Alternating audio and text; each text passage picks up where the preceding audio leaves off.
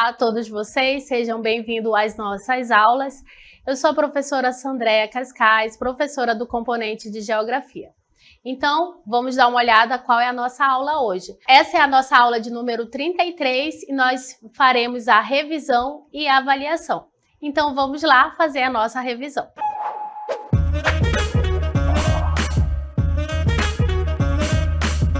Bem, então vamos aos principais pontos, vistos aí na nossa unidade. Então a gente começa falando sobre o mercantilismo, A origem do mercantilismo, que foi um conjunto de práticas econômicas que surgiu na Europa no século XV e se desenvolveu até o século XVIII.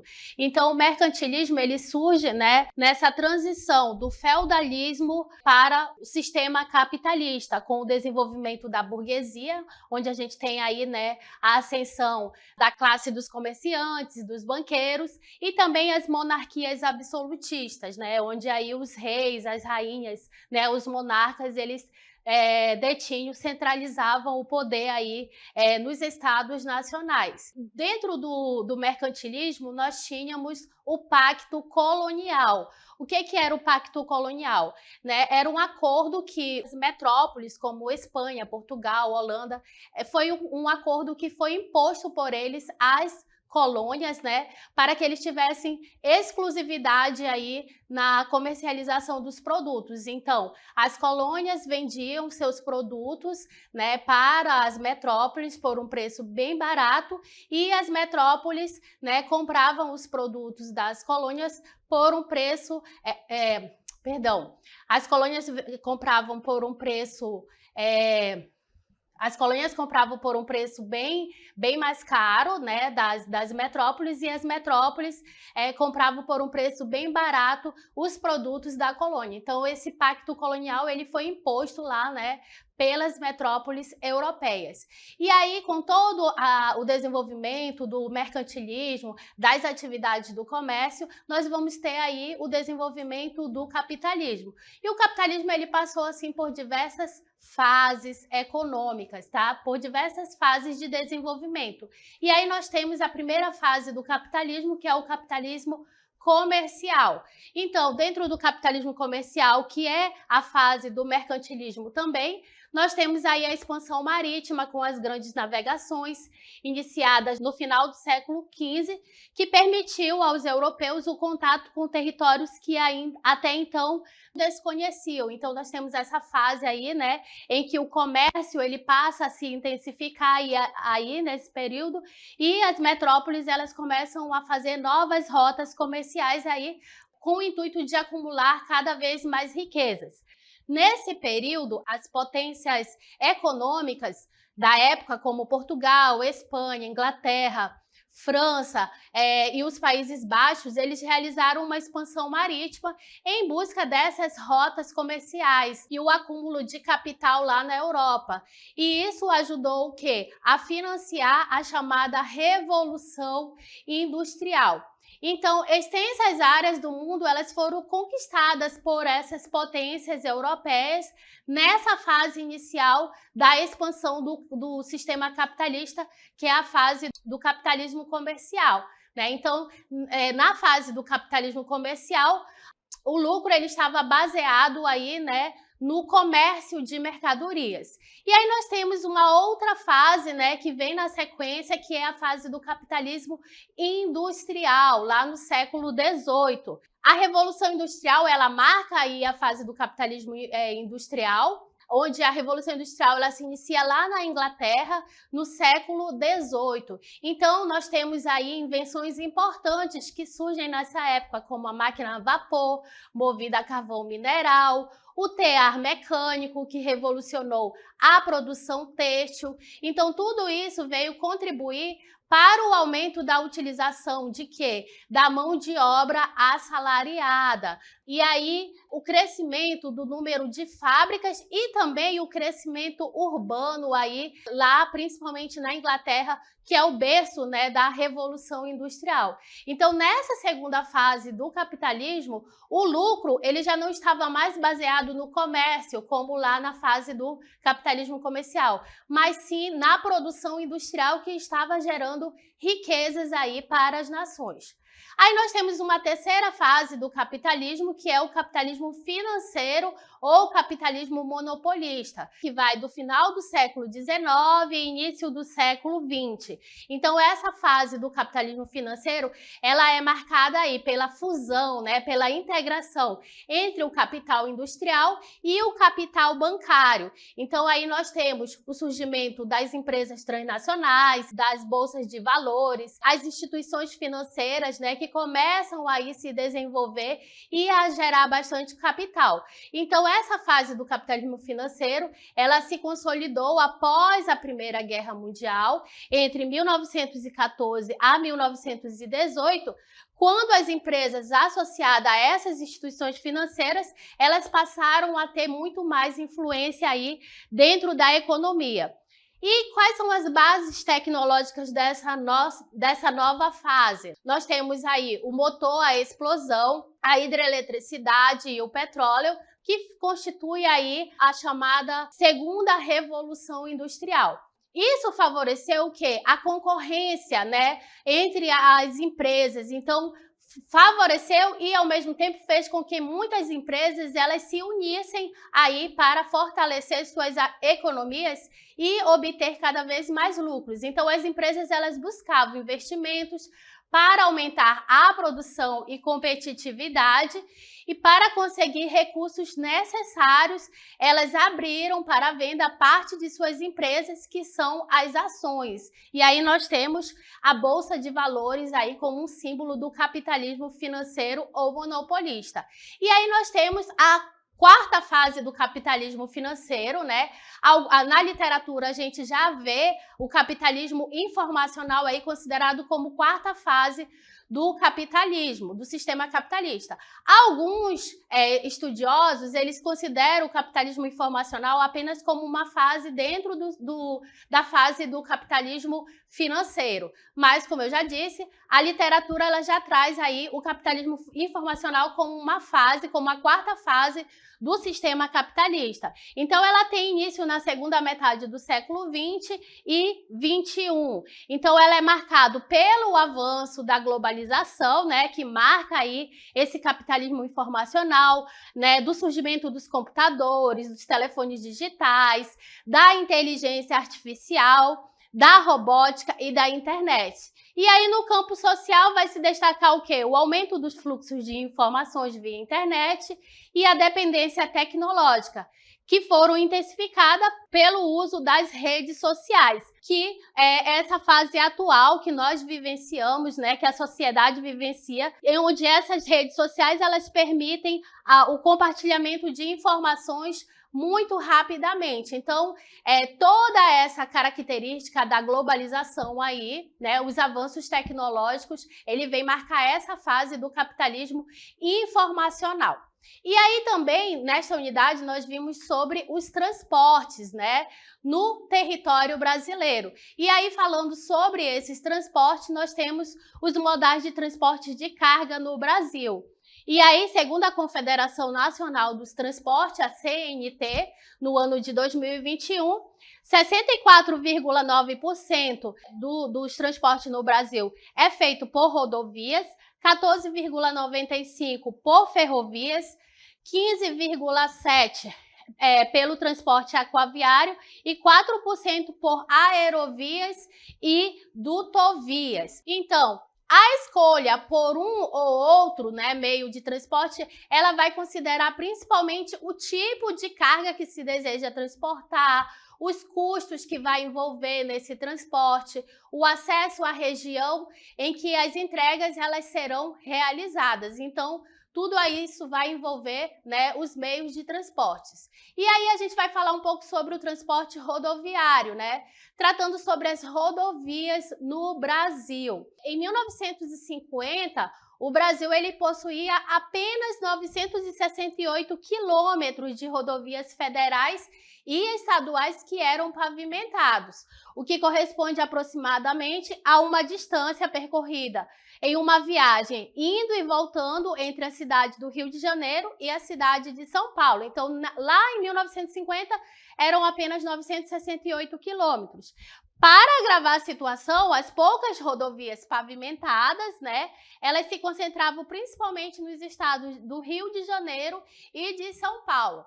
Porém, segundo a pesquisa da Confederação Nacional dos Transportes, a CNT, né, no ano de 2021, existem 212.886 quilômetros de rodovias pavimentadas no Brasil.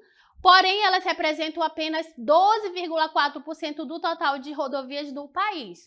Ou seja, 1.735.621 quilômetros de rodovias aí. Quanto ao transporte ferroviário, ele é realizado sobre linhas férreas para transportar pessoas e mercadorias. Então, esse modal ferroviário, ele corresponde a 14,95% da matriz nacional do transporte de cargas do nosso país. E aí a gente menciona a primeira ferrovia, né, do Brasil, que é a Estrada de Ferro de Mauá, que ela foi inaugurada em 1854, lá no Rio de Janeiro, pelo imperador Dom Pedro II.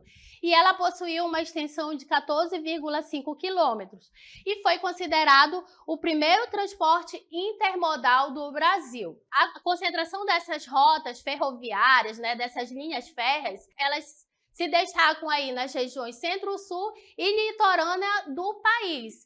Então, o Brasil ele possui 30 mil quilômetros de ferrovias para o tráfego, o que dá uma densidade ferroviária de 13,1 metros por quilômetros quadrados. Então, é bem pequena quando se compara aos Estados Unidos e à Argentina. Então, nós temos no Brasil apenas 2.450 quilômetros de ferrovias que são eletrificadas. Atualmente, há um total de 13 linhas férreas que são espalhadas pelo Brasil. E aí a gente vai dar uma olhada nesse mapa, que ele vai mostrar aí essa distribuição da malha ferroviária pelo Brasil, né? E aí nós podemos observar na legenda, né, as estradas de ferro, nós temos o nome delas aí no mapa, né? Nós temos a Estrada de Ferro Carajás, a Transnordestina e várias outras ferrovias aí representada por essas cores no mapa. Então, a gente pode observar que elas estão mais concentradas no centro-sul do Brasil e na parte litorânea. Quanto ao transporte aquaviário ou hidroviário no Brasil. O transporte aquaviário ou hidroviário, ele vai envolver o quê? A navegação fluvial e a navegação marítima. Então, no Brasil, há uma rede hidroviária de aproximadamente 22.037 quilômetros que transportam cerca de 15,7% da mercadoria interna do nosso país. Quais são as principais hidrovias pelo território brasileiro? As principais hidrovias, nós citamos aí a hidrovia amazônica, a do Tocantins-Araguaia, a do Paraná e a do Tietê e a do Paraguai, né, que são, e também a hidrovia do São Francisco, que são as principais hidrovias aí do nosso país. Na nossa região amazônica, há cerca de 80% das vias, né? Nós temos rios de planícies aqui na nossa região, né? Então são vias, 80% delas são vias navegáveis. Por isso, a Amazônia é a região onde tem os maiores números de hidrovias. E aí a gente pode observar nesse mapa, né, todos os rios aí que constituem a hidrovia amazônica. Na questão marítima, o Brasil ele possui 8,5 mil quilômetros de costas navegáveis aí no nosso litoral, envolvendo aí 34 portos públicos. Ainda se tratando sobre o transporte no Brasil, agora a gente segue falando sobre o transporte aéreo. O transporte aéreo envolve todos os deslocamentos de pessoas e de cargas por meio do ar. E aí a gente vai ter as aeronaves, como os aviões e os helicópteros. Então, além das empresas aéreas, A infraestrutura aeroportuária representa outro agente central nesse mercado. Então, os aeroportos, eles oferecem infraestrutura que sustenta as operações das companhias aéreas. Então, nós temos a Infraero, né, que é uma empresa brasileira, né, a empresa brasileira de infraestrutura aeroportuária, que administra 25 aeroportos públicos aqui no Brasil.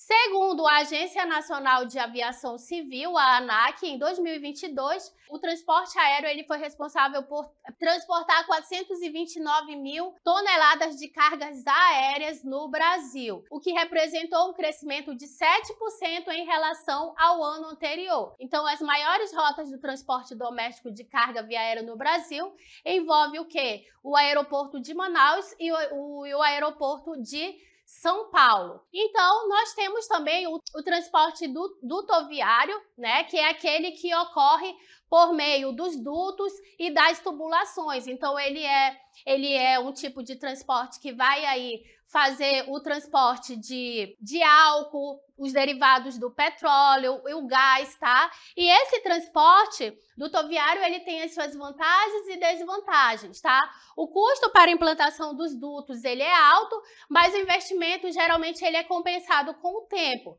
pois o custo operacional é baixo.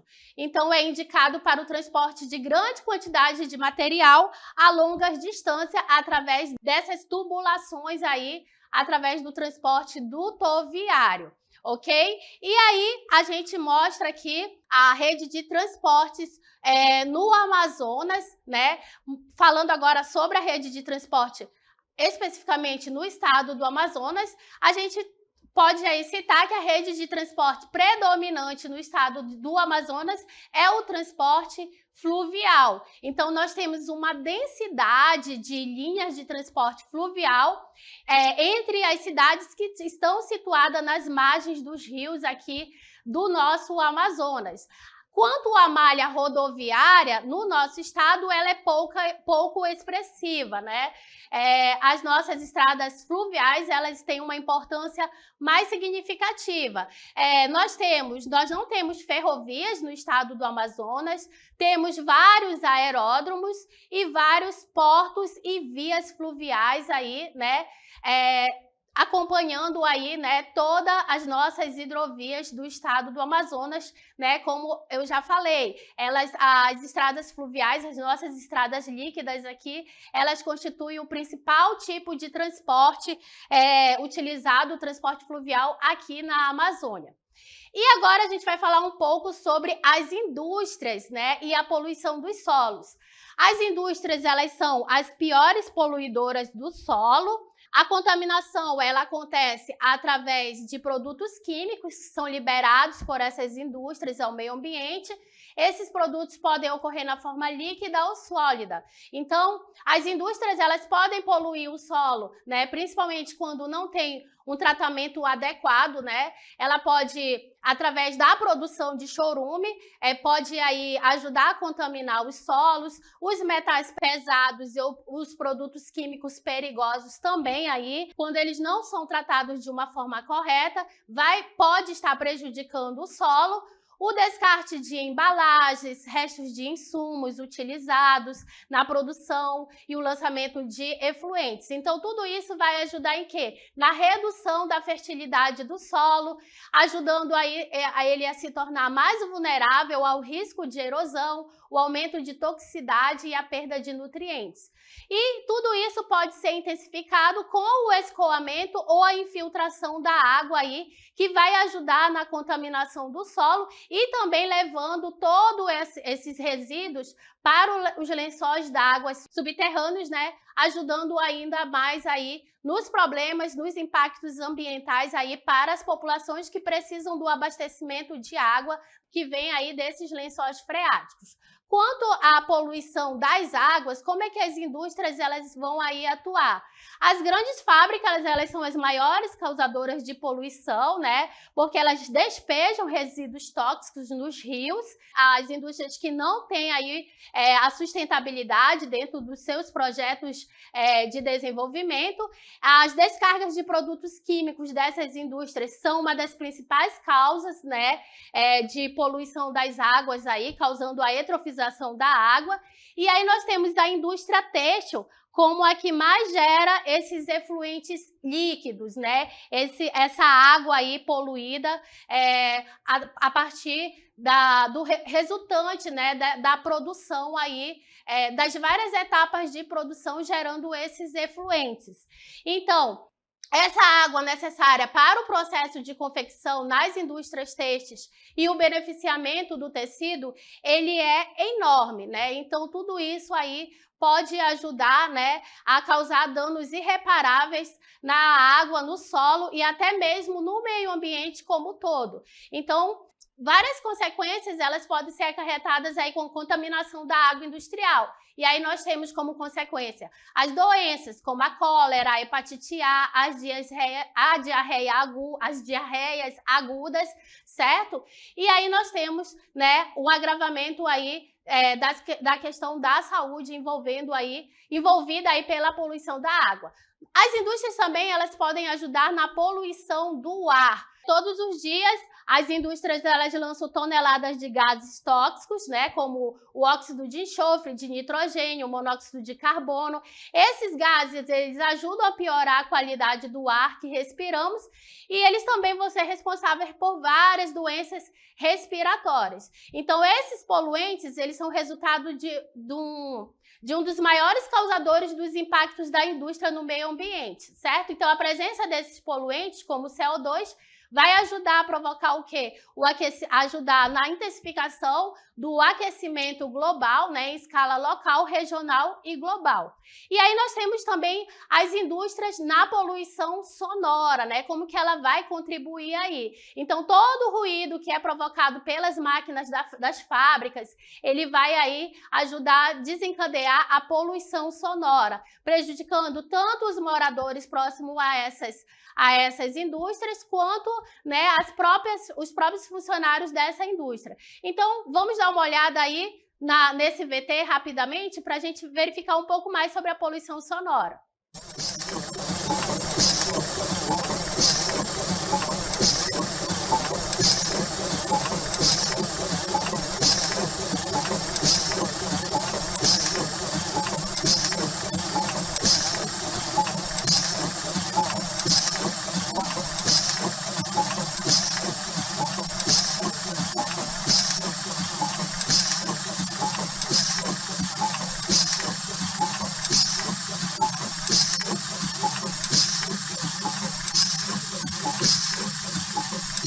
Muito bem, as indústrias também, elas ajudam aí na devastação das florestas, que são impactos ambientais aí. Então, as indústrias, elas precisam utilizar matérias-primas e aí elas acabam precisando de grandes áreas de cultivo para atender as quantidades necessárias para a sua cadeia de suprimento. Então, muitos animais e plantas, eles ficaram extintos ao longo dos anos com a redução da mata nativa. Então, aí a gente tem essa imagem mostrando os produtos florestais, né, que são utilizados aí pela indústria e depois os produtos de papel. Então, tudo isso ajuda aí a causar os impactos ambientais. Os impactos ambientais causados pelo transporte de mercadorias, né, ele responde cerca de 20% das emissões globais de CO2. Então, o consumo excessivo de CO2 devido à queima de combustíveis fósseis vai contribuir para todo esses impactos, certo? Então, os riscos ambientais decorrentes dos acidentes no transporte de produtos perigosos, principalmente de produtos químicos e derramamentos de óleo também, são consequências aí, né, do transporte de mercadorias e gerando impactos ambientais, certo? Agora a gente vai falar um pouco sobre as rodovias da região norte do Brasil, que foi um outro ponto aí da nossa unidade. Então, as principais estradas que nós temos na região norte são as federais. Então, a gente vai ter aí como destaque a Belém-Brasília e a rodovia interoceânica. Além dessas estradas, nós temos também a BR-174, tá? Então, todos os 7 estados da região norte, eles somam 13.858 quilômetros de rodovia. Os rios da nossa Amazônia, eles são importantes no transporte de grande quantidade de cargas a baixo custo, né? Então, eles integram cidades e regiões no território nacional. E aí, se tratando sobre as ferrovias da região norte, né? Nós temos 2 ferrovias mais importantes, que é a Estrada de Ferro Carajás, né? E nós temos uma outra estrada de ferro importante aí na nossa região, que é a Estrada de Ferro do Amapá, que é uma outra ferrovia da nossa região. E aí nós temos essas 2 ferrovias aí marcando aí a malha ferroviária do nosso estado. Quanto aos potenciais turísticos do Brasil, né? Aí a gente vê os benefícios econômico, social e cultural, né? Que são resultantes aí do potencial turístico do Brasil, né? Ele vai trazer renda, ele vai gerar emprego, vai preservar a identidade das populações, né? E nós falamos também sobre o ecoturismo aí dentro do potencial turístico do nosso país. Então, o turismo no Brasil, ele foi responsável pela contribuição do PIB, Produto Interno do Brasil, né? Essas atividades, elas contribuíram aí para o crescimento do PIB no Brasil em 2022. Então, em projeção realizada aí por alguns institutos, né? Se o turismo brasileiro ele continuar se desenvolvendo, ele contribuirá com 8,2% do PIB brasileiro nos próximos 10 anos. E aí, os impactos ambientais do turismo, eles são inúmeros, né? Que é o outro lado da moeda. Então, a gente vai ter o desmatamento das áreas de vegetação nativa, né? A contaminação, né, de algumas áreas, quando não há saneamento básico de uma forma aí, controlada, né? A gente vai ter carência de sistemas organizados de coleta seletiva, pode levar aí a vários impactos ambientais, né? A falta de valorização da cultura e vários outros impactos aí que o turismo ele pode acarretar, né, para as populações, para as sociedades. E assim finalizamos a nossa revisão.